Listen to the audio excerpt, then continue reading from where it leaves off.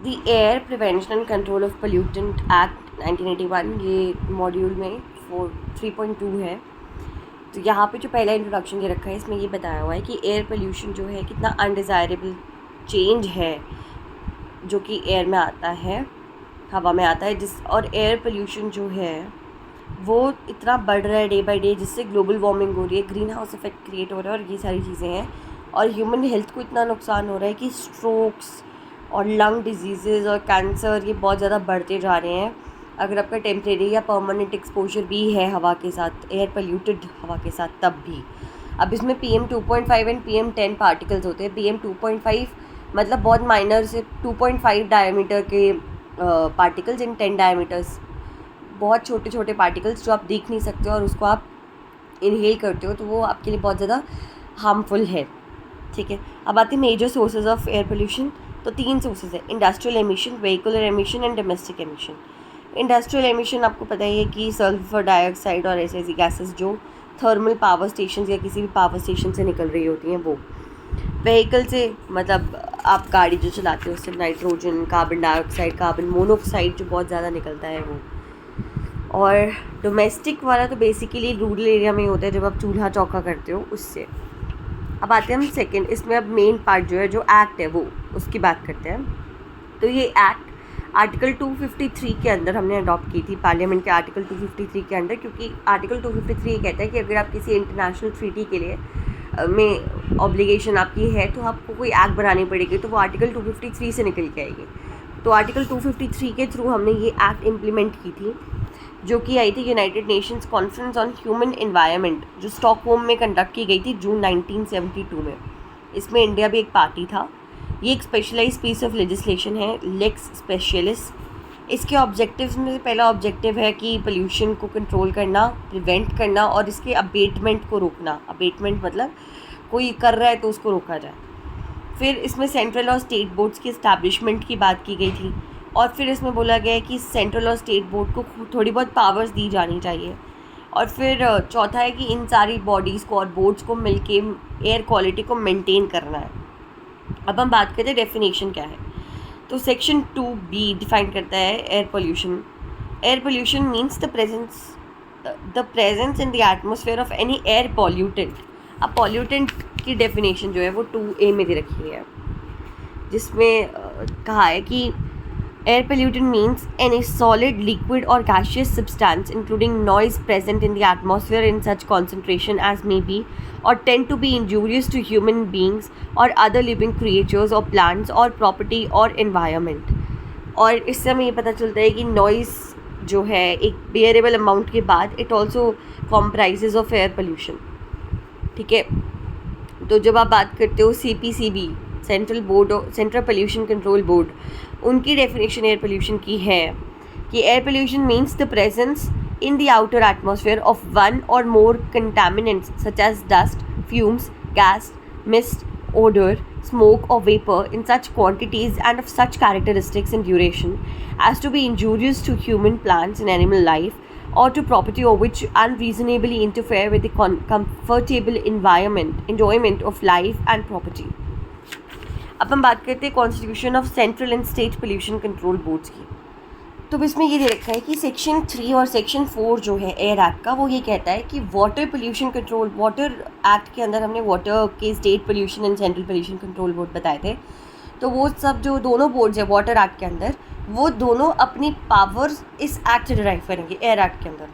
लेकिन हमने एक और चीज़ पढ़ी थी कि वाटर एक्ट जो है वो वाटर, क्योंकि एक स्टेट सब्जेक्ट है, तो सेंट्रल को इस पर रूल बनाने के लिए 2 आर्टिकल्स थे, 249 एंड 252 आई गेस, हाँ 2 आर्टिकल्स थे। तो अगर 249 के अंडर स्टेट्स ने कंसेंट दिया है तभी सेंट्रल का लॉ एप्लीकेबल होगा, यानी कि वाटर एक्ट तभी एप्लीकेबल होगा अगर स्टेट ने कंसेंट दिया है। और एज ऑफ नाउ 11 स्टेट्स ने कंसेंट दिया है, तो बाकी के स्टेट्स में जहाँ पे नहीं कंसेंटेड है तो वहाँ पर स्टेट पोल्यूशन कंट्रोल बोर्ड को बनाया जाएगा। जो वाटर एक्ट के अंदर वाटर पोल्यूशन कंट्रोल, वो स्टेट पोल्यूशन कंट्रोल बोर्ड था, जो जहाँ पर वाटर एक्ट अडॉप्टेड है वहाँ पे वही वाला बोर्ड चलेगा, लेकिन जहाँ पे वाटर एक्ट नहीं है वहाँ पे आपको एयर के लिए एक special state pollution control board जो है उसकी स्थापना करनी पड़ेगी। अब उसका कॉम्पोजिशन कैसे होगा, तो एक चेयरमैन होगा जिसको इस फील्ड में नॉलेज होना चाहिए और ये वो। फिर दूसरा होगा कि 5 मेंबर्स होंगे जो स्टेट गवर्नमेंट को रिप्रेजेंट करेंगे, ठीक है। फिर 5 मेंबर्स होंगे जो लोकल अथॉरिटीज़ को रिप्रेजेंट करेंगे।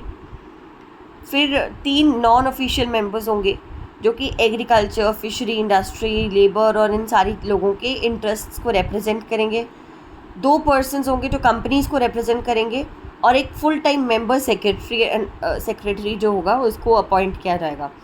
अब इसमें एक और चीज़ याद रखना कि जो स्टेट पोल्यूशन कंट्रोल बोर्ड्स हैं, जो स्टेट बोर्ड्स हैं, वो लीगल पर्सन है, वो प्रॉपर्टी एक्वायर कर सकते हैं, उनके नाम पे कॉन्ट्रैक्ट हो सकता है और उनको सू भी किया जा सकता है उनके ही नाम पर, ठीक है।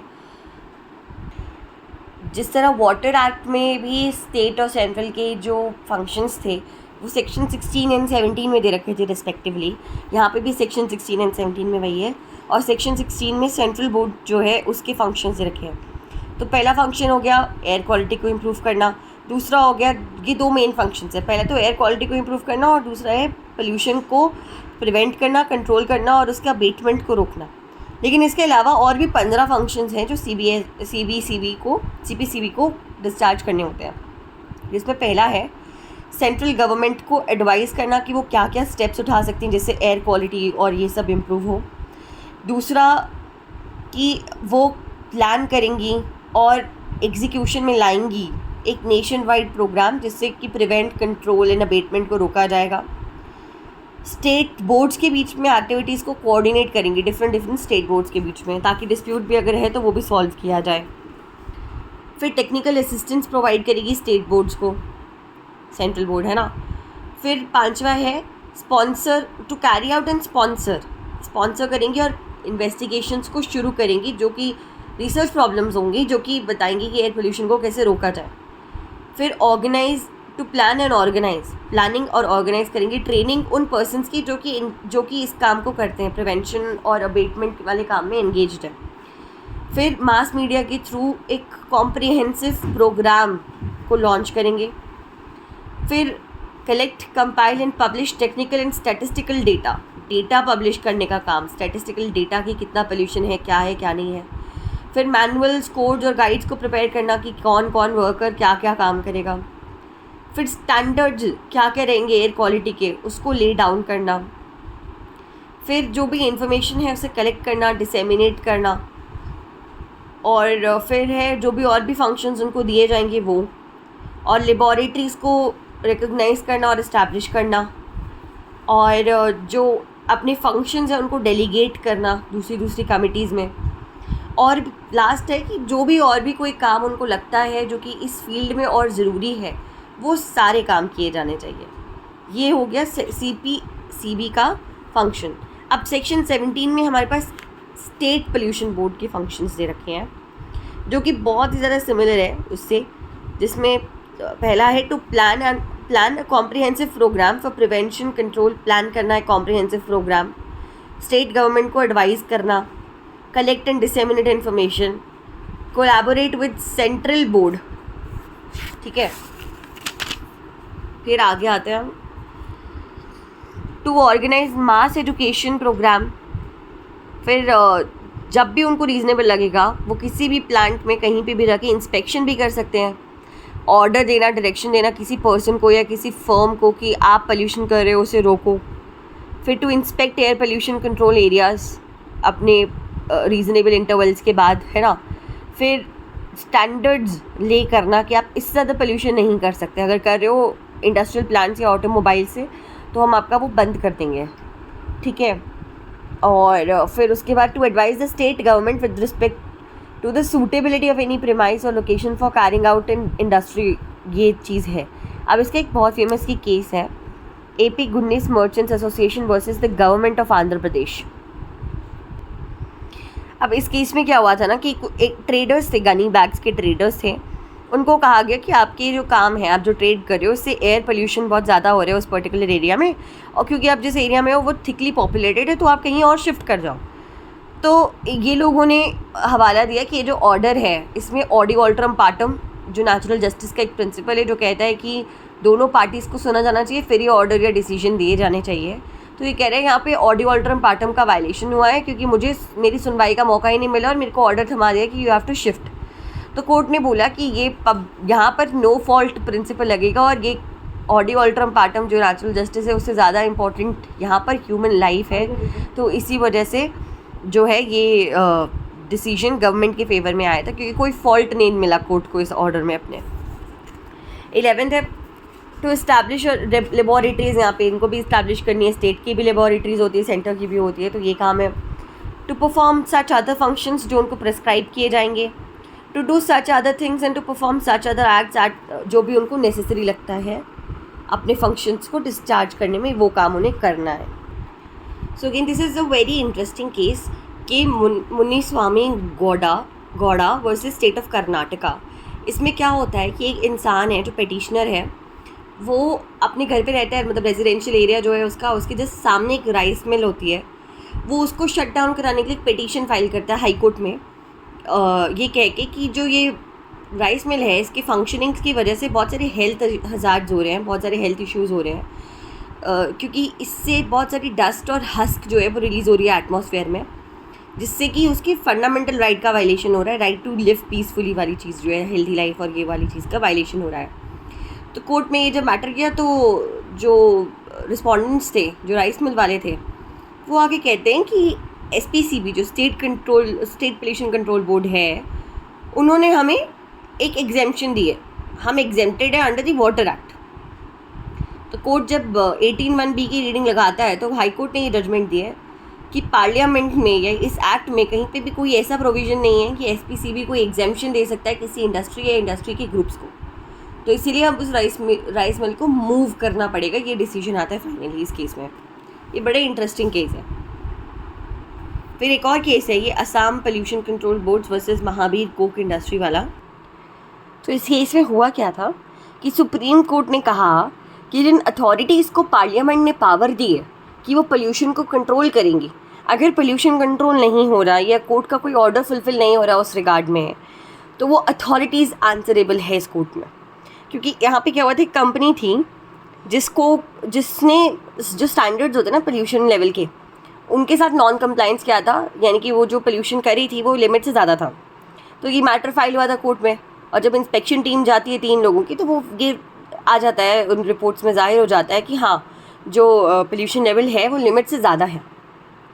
तो अब ये जो कोर्ट है, कोर्ट कहता है कि ये उस अथॉरिटी की रिस्पॉन्सिबिलिटी थी कि शट डाउन जो है इस इंडस्ट्री का वो हो, जो कि कोर्ट ने ऑर्डर दिया, और उसके बाद भी शट डाउन नहीं हुआ, तो इसलिए कोर्ट ने अब शो कॉज नोटिस इशू किया दोनों को, अथॉरिटीज़ को भी और उस कंपनी को भी। तो ये एक बहुत इंटरेस्टिंग सा केस और था। अब हम पढ़ेंगे powers of the central pollution control board. तो अब जैसे सेक्शन 18 के साथ साथ सेक्शन 31A में CPCB के पास की पावर है कि वो किसी अपने फंक्शंस को, अपने परफॉर्मेंस को फुलफ़िल करने के लिए वो एक डायरेक्शन इशू कर सकते हैं राइटिंग में किसी पर्सन को, किसी अथॉरिटी को या किसी ऑफिसर को, कि वो उसके डायरेक्शंस को फुलफ़िल करे, और उस ऑफिसर, पर्सन या अथॉरिटी की रिस्पॉन्सिबिलिटी बनती है कि वो उन डायरेक्शंस से कंप्लाई करे। अब ये डायरेक्शंस कैसे हो सकते हैं कि CPCB डायरेक्ट कर सकती है कि कोई प्रॉपर्टी है, कोई ऑपरेशन है, कोई प्रोसेस है, कोई इंडस्ट्री है, उसको बंद किया जाए, प्रोहिबिट किया जाए, या रेगुलेशन उसकी रोक दी जाए, या फिर दूसरा स्टॉपेज और regulation of supply of electricity, water और एनी अदर सर्विसेज, ये किया जाए, प्रोवाइड। अब इसमें एक चीज़ इंपॉर्टेंट है कि ये डायरेक्शंस सिर्फ कंक्लूसिव एविडेंस के बिहाफ पे, के बेसिस पे इशू की जा सकती है, एप्रीहेंशन के बेसिस पे इशू नहीं की जा सकती कि हाँ भाई साहब यहाँ पे दिख रहा है कि धुआं बहुत उठ रहा है, तो हो सकता है यहाँ पे पोल्यूशन ज़्यादा हो रहा हो, लेकिन ऐसा ज़रूरी नहीं है कि हमेशा उसी इंडस्ट्री का धुआं हो, या कुछ और रीज़न हो सकते हैं, है ना।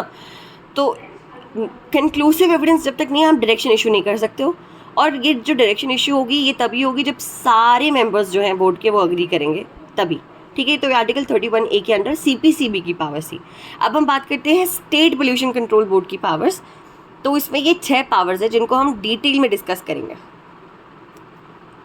जो कि पहली है power to grant, refuse, withdraw consent under section 21। अब जैसे वहाँ पे था कि वाटर एक्ट में था कि कंसेंट लेना ज़रूरी है अथॉरिटीज़ की, वैसे ही under section 21 of the air act कोई भी पर्सन अपनी कोई भी इंडस्ट्री या कोई भी प्लांट या कुछ भी ऐसा इस्टेब्लिश कर रहा है जो इंडस्ट्रियल पर्पस से कर रहा है, वो एयर पोल्यूशन कंट्रोल एरिया में बिना SPCB यानी कि स्टेट पोल्यूशन कंट्रोल बोर्ड की कंसेंट के नहीं कर सकता। ठीक है, SPCB से आपको कंसेंट लेना कंपलसरी है। और SPCB जैसे उसके पास एप्लीकेशन आएगी कि हाँ भाई हमें ना यहाँ पे एक इंडस्ट्री इस्टेब्लिश करनी है, तो वो उस रिगार्ड में इंक्वायरी करेगा। इंक्वायरी करने के बाद या तो वो कंसेंट देगा या नहीं देगा, या हो सकता है कंसेंट दे और कुछ कंडीशंस लगा दे, या कह दे कि एक स्पेसिफिक पीरियड के लिए आपको कंसेंट दिए, उसके बाद आपको दोबारा आके कंसेंट हमसे लेनी पड़ेगी। तो ये थोड़ी बहुत पावर्स SPCB के पास है विद रिगार्ड टू कंसेंट, वो मैटर जो आता है। उसके बाद SPCB कैंसिल भी कर सकता है कंसेंट को। ठीक है, और मान लो कि SPCB ने कंसेंट दे दी थी और मान लो 3 साल के लिए कंसेंट दी थी, लेकिन 3 साल से पहले जो है आपको कहा गया था कि आपको कंसेंट तभी मिलेगी अगर आपने कुछ, मान लो कि आपने एयर रिसेप्टर्स लगा लिए अपने वहाँ पे, या एयर फिल्टर्स लगाने हैं अपने, तभी आपको हम ये इंडस्ट्री इस्टेब्लिश करने का मौका देंगे, उसी के लिए हम कंसेंट देंगे। और मान लो कि 3 साल के लिए ही हम आपको देंगे और 1.5 साल हुए थे अभी, और आपने वो एयर रिसेप्टर्स निकाल दिए थे और इंस्पेक्शन में ये चीज़ क्लियर आ गई, तो SPCB अपनी कंसेंट जो है वापस ले सकता है, ये कह के कि आपने जो कंडीशंस हैं वो फुलफ़िल नहीं की थी। तो SPCB क्या क्या कंडीशंस जो है वो इम्पोज कर सकता है। पहला, control equipment as specified and approved by the SPCB shall be installed and operated in the premises where the industry is carried out और the proposal to be carried out on is there, है ना। तो मतलब control equipment जो कि SPCB बोलेगा कि आपको ये लगाना है, जैसे मैंने बोला अभी एयर रिसेप्टर्स या कुछ भी एयर फिल्टर्स या कुछ भी ऐसा जो कि SPCB को लगता है कि ज़रूरी है वहाँ पे इंस्टॉल होना, तो आपको वो वहाँ पे लगाना पड़ेगा। ये एक कंडीशन हो सकती है। दूसरी, the existing control equipment shall be altered और replace in accordance with the directions of SPCB। ठीक है, जो लगी हुई है उसको ऑल्टर करना या रिप्लेस करना। तीसरा है, to control equipment referred above, the control equipment referred above shall always be kept in good running condition. हाँ, ऐसा नहीं है कि भाई हमने लगा लिए 10 साल हो गए, ख़राब हो गया, पड़ा हुआ है, जो भी है, लेकिन चलो हमें कंडीशन लगाई थी SPCB ने कंसेंट किया कि ये जो है आपको लगाने हैं, कंट्रोल इक्विपमेंट्स लगाने हैं, और 10 साल हो गए, कंट्रोल इक्विपमेंट्स ख़राब हो गए, तो SPCB आपसे कंसेंट वापस लेके आपको इंडस्ट्री बंद करने के लिए कह सकता है। इसलिए आपकी कंट्रोल इक्विपमेंट्स हमेशा गुड रनिंग कंडीशंस में होने चाहिए। चौथा, chimneys shall be erected in such premises as specified by the SPCB। हाँ, चिमनीज होनी चाहिए एंड सच अदर कंडीशंस जो SPCB आपको बताएगा। अब इसमें एक और चीज़ आती है, टेक्नोलॉजिकल डेवलपमेंट, और काफ़ी कुछ हो रहा है। तो due to technological development or otherwise, if the SPCB is of the opinion that all or any condition stated above requires to be changed, क्योंकि टेक्नोलॉजिकल एडवांसमेंट हो रहा है, तो हो सकता है कुछ नई टेक्नोलॉजी आ जाए, चिमनी या उसकी कुछ और नई टेक्नोलॉजी आ जाए, तो SPCB उन कंडीशंस को चेंज कर सकता है, ये उसके पास पावर है। ठीक है,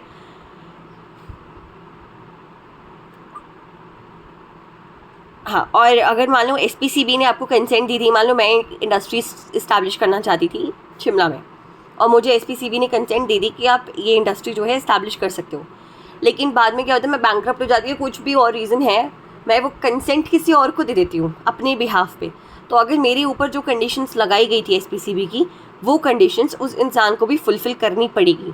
ये एक और प्रोवाइज़ो उसमें दे रखा है। और अगर मान लो कंसेंट एक्सपायरी पीरियड से पहले कैंसिल हो जाती है या रिफ्यूज़ की जाती है, तो मुझे रीज़नेबल अपॉर्चुनिटी मिलेगी to be heard under the principle of audi alteram partem, कि मुझे मेरी कंसेंट जो है रिफ्यूज़ क्यों की गई या एक्सपायरी से पहले कैंसिल क्यों की गई। ठीक है, अब इसका एक बहुत फेमस केस है, ये MS Chhattisgarh HL industries versus special area development authority 1989 का केस है, जिसमें कोर्ट ने अपहेल्ड किया था order of refusal of consent bye the SPCB। ठीक है, क्योंकि मतलब दोनों पार्टीज़ को सुनाया गया था, उसके बाद ही हुआ था, क्योंकि ये जो फैक्ट्री थी ये गवर्नमेंट कॉलेज और हॉस्पिटल के पास में बन रही थी, तो रिफ्यूज़ कर दी गई थी, वहाँ पे कंसेंट नहीं दी गई थी। ठीक है, अब आते हैं हम सेकेंड पावर में। तो सेकेंड पावर है power to take remedial measures to mitigate the emission of air pollutions. ये दे रखा है हमारा सेक्शन 23 में। तो सेक्शन 23 ये कहता है कि एनी पर्सन जो कि इंचार्ज है जो जिसको चार्ज दिया गया है,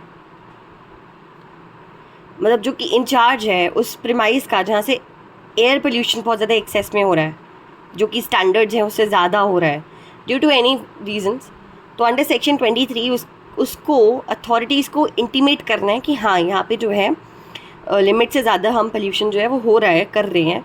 और 23 के अंदर ये SPCB जो है उसके पास पावर है कि वो नेसेसरी रेमेडियल मेजर्स ले ताकि ये एयर पोल्यूशन जो है इसको रोका जाए, जो एक्सेस में हो रहा है उसको रोका जाए। ठीक है, ये दे रखा है हमारा सेकंड पावर है, 23 में दे रखा है। और अगर ऐसी कोई एप्लीकेशन कोर्ट में जा रही है तो कोर्ट जो है, कोर्ट क्या करेगा, कोर्ट दो काम कर सकता है। कोर्ट या तो फिर उस पर्सन को बोलेगा कि आप अपना एमिशन रोकने के लिए कुछ काम करो, या तो फिर बोर्ड को बोलेगा कि आप मतलब जो एक्शन हो रहा है जिससे कि पोल्यूशन ज़्यादा बढ़ रहा था वो ख़त्म करो, या बोर्ड को बोलेगा कि आप नेसेसरी स्टेप्स लो ताकि ये एमिशन जो है वो रुके। और जो भी इसमें कॉस्ट होगा, जो पैसा लगेगा, वो सब रिकवर होगा उस पर्सन से जिसकी वो इंडस्ट्री है। ठीक है, अब बात है power of entry and inspection, जो कि सेक्शन 24 में दे रखा है। सेक्शन 24 कहता है कि SPCB जिस भी पर्सन को ऑथराइज़ करेगी वो इंसान किसी भी जगह पे रीज़नेबल टाइम में जाके 5 पर्पसेस के लिए इंस्पेक्शन कर सकता है। पहला, कोई भी ऐसा फंक्शन जो SPCB को बोला गया था, जो अभी हमने पढ़े थे ना 15 + 2 फंक्शंस, तो वो 15 फंक्शंस को परफॉर्म करने के लिए वो इंस्पेक्शन की जा सकती है। दूसरा कि कोई भी नोटिस, ऑर्डर या डायरेक्शन दिया गया था मान लो उस इंडस्ट्री को, तो क्या उससे उन्होंने कंप्लाई किया है या नहीं किया है, इसके लिए इंस्पेक्शन किया जाना ज़रूरी है, तो वो भी सेक्शन 24 के अंदर किया जा सकता है। फिर एग्ज़ामिन करना या टेस्ट करना जो कंट्रोल इक्विपमेंट्स लगाए जाते हैं इंडस्ट्रीज़ में, क्या वो फंक्शन कर रहे हैं या नहीं कर रहे हैं, है ना, ये सारी चीज़ों को भी देखना, एग्ज़ामिन करना, टेस्ट करना, रिकॉर्ड्स देखना, रजिस्टर्स देखना, डॉक्यूमेंट्स देखना, और जो भी चीज़ें हैं वहाँ पे उन सबको इंस्पेक्ट करना। इस फंक्शन से भी 24 के अंदर आप जा सकते हो, मतलब वो जा सकते हैं, SPCB के ऑफिसर्स जा सकते हैं। फिर कोई भी ऐसे सर्च करना जहाँ पे मान लो अगर हमें लग रहा है कि हाँ नहीं यहाँ पे कुछ ऐसा ऑफेंस हो रहा है जो कि इस एक्ट के अंदर पनिशेबल है, तो on the mayor basis of anticipation कि यहाँ पे कुछ ऐसा हो सकता है, आप इंस्पेक्शन के लिए जा सकते हो। और सीज़ करने के लिए क्या, कंट्रोल इक्विपमेंट्स को, इंडस्ट्रियल प्लांट्स को, रिकॉर्ड्स को, रजिस्टर्स को, या कोई भी और इन्फॉर्मेशन को इस एक्ट के अंदर सीज़ करने के लिए जो कि कंप्लाई नहीं कर रहा है या जो कि बेकार है, जिससे ज़्यादा पोल्यूशन हो रहा है या जो भी रीजंस है, तो वो 24 के अंदर हो सकता है। ठीक है, अब इसमें ये दे रखा है कि मान लो कि मैं किसी इंडस्ट्री में, मैं एक ऑफिसर हूँ SPCB की और मैं जाती हूँ इंस्पेक्शन के लिए, तो जो कंट्रोल इक्विपमेंट जो इंसान चलाता है रोज़, जो कि यूज़ कर ऑपरेशन जिसका उस इंसान को पता है, वो मुझे असिस्टेंस देगा उसकी इंस्पेक्शन करने में। और अगर वो इंसान इसमें डिले करता है या ऑब्स्ट्रक्शन क्रिएट करता है तो वो सेक्शन 38 के अंदर गिल्टी पाया जाएगा और वो 3 महीने के लिए उसको सज़ा होगी और 10,000 रुपये का फ़ाइन, या दोनों भी हो सकता है। ठीक है, और जितने भी सर्च एंड सीजर्स यहाँ पे होंगे, जो 5th पर्पज़ है इंस्पेक्शन का, तो वो सेक्शन 94 ऑफ CRPC के कंप्लायंस के साथ ही होगा। CRPC का जो सेक्शन 94 है वो जो कहता है उसके रिगार्ड में, उसके कॉन्स्टेंस में रह के ही होगा। चौथी पावर है पावर टू ऑब्टेन इन्फॉर्मेशन। अब सेक्शन 25 ये कहता है कि SPCB जो है सेक्शन 25 के अंदर किसी भी तरह की इन्फॉर्मेशन किसी से भी मांग सकती है, किसी ऑक्यूपायर से या किसी भी पर्सन से जो इंडस्ट्री में काम कर रहे हैं on the behalf of occupier. ठीक है, और कि कितना एयर पोल्यूशन हो रहा है, कितने लेवल ऑफ एमिशंस है आपके, और ये सारी चीज़ें की वो इन्फॉर्मेशन मांग सकती है। और SPCB इंस्पेक्शन भी कर सकती है, जो कि 24 के अंदर वैसे भी दे रखा है। पर एक और चीज़ यहाँ 25 के रेफरेंस से भी इंस्पेक्शन का एक स्कोप ये बनता है कि जो भी उन्होंने इन्फॉर्मेशन दी है क्या वो सच है या नहीं, इसको टैली करने के लिए भी एक इंस्पेक्शन हम 25 के रेफरेंस से कर सकते हैं। अब आती है 5th पावर। जो 5th पावर है वो है power to take samples of air और emission. Section 26 similar to water act, जहाँ पे भी सैम्पल्स कलेक्शन के लिए सिमिलर से ही रूल्स हैं। यहाँ पे भी ये कि SPCB जो है एयर और एमिशंस को चेक करने के लिए सैम्पल्स कलेक्ट कर सकता है, जो कि चिमनी, फ्लू और डक्ट से के जहाँ से कोई भी आउटलेट जहाँ से हवा जो है बाहर निकल रही है, उन आउटलेट्स में जाके ये जो सैम्पल्स है वो जमा होंगे। अब इसका प्रोसीजर क्या होगा, पहला कि एक नोटिस सर्व किया जाना चाहिए ऑक्यूपायर या उसके एजेंट को। फिर कलेक्शन जो है सैम्पल का वो ऑक्यूपायर या उसके एजेंट की प्रेजेंस में होगा।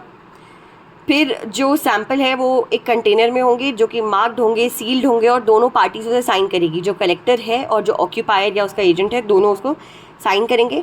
और फिर वो कंटेनर्स को लेबॉरेटरीज़ में भेजा जाएगा अंडर सेक्शन 28, जितना जल्दी हो सके उतना जल्दी।